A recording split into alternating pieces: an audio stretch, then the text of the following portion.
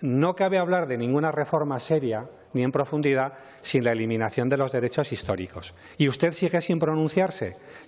No, es que eso es absolutamente determinante. Es que es absolutamente determinante. Mire, no engañe a nadie, señor Celma. Con los derechos históricos seguirán cobrando quienes no producen nada. Se lo digo así de claro. ¿Y usted qué opina al respecto? ¿Usted qué opina al respecto? Le insisto, los que no tienen ganado deben seguir cobrando las ayudas que no cobran los que sí tienen ganado. ¿Los jóvenes?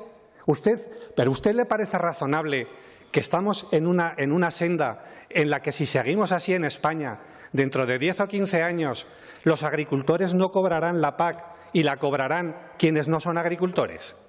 Es que estamos en esa senda. Y para hacer eso, es imprescindible eliminar los derechos históricos.